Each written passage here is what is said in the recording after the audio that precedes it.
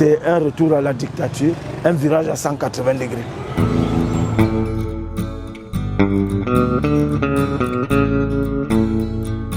La colère d'un frustré du Rassemblement démocratique du peuple camerounais, temporairement exclu du parti au pouvoir pour une période de 3 ans.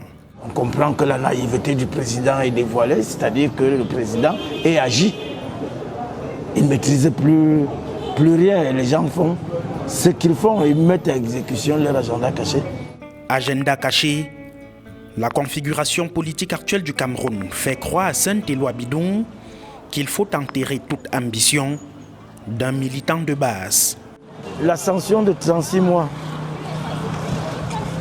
vise à écarter Saint-Éloi Bidon de la compétition au niveau de la présidence nationale du parti. Sauf si Dieu se trompe de calcul, le président Biya ne sera plus à la tête, ni à la tête de l'État, ni à la tête du parti. Il va devoir passer la main. Pour les régionales, je suis également un collier encombrant.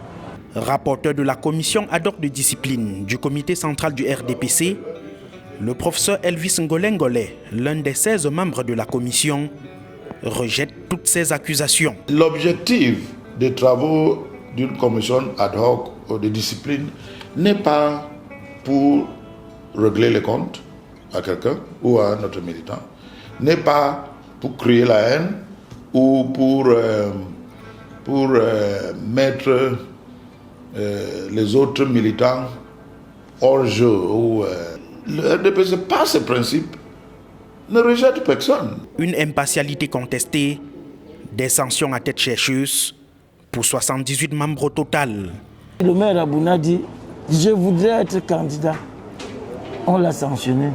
Il a pris, je crois, 6 mois. Moi, j'ai pris 36 mois d'exclusion. Est-ce que c'est juste pour les gens qui ont commis la même infraction? Pour les mêmes faits, d'autres militants n'ont pas été convoqués devant le conseil de discipline.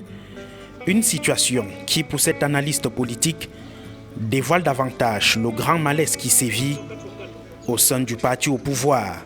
Ceux qui avaient la charge de dire le droit, de dire la discipline du parti, sont ceux qui sont entrés par la fenêtre, qui n'ont pas toujours la légitimité nécessaire portée par ceux qu'ils ont jugés, ceux qu'ils ont sanctionnés. Et vous voyez très bien, c'est une guéguerre qui n'est pas prête à s'arrêter d'aussitôt.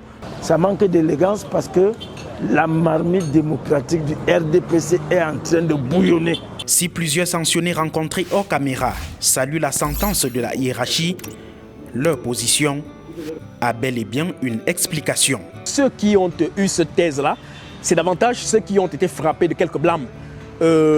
Atangana Manda, Jérémy Solé, quelques cadres comme cela qui occupent des fonctions assez intéressantes au sein de l'appareil politique et même administratif du pays. Frapper d'un blâme, ce n'est pas à proprement parler une sanction opérationnelle.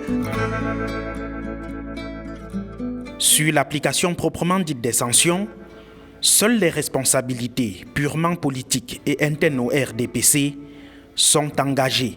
Par exemple, président de sous-section, président de cellule, président de tous les postes de parti. Oui, les sanctions s'appliquent à ce niveau. Pas d'inquiétude donc pour les maires et leurs adjoints sanctionnés, députés ou cadres de la fonction publique. La flamme du RDPC a entièrement consumé Franck Hubert Ateba, exclu définitivement du parti.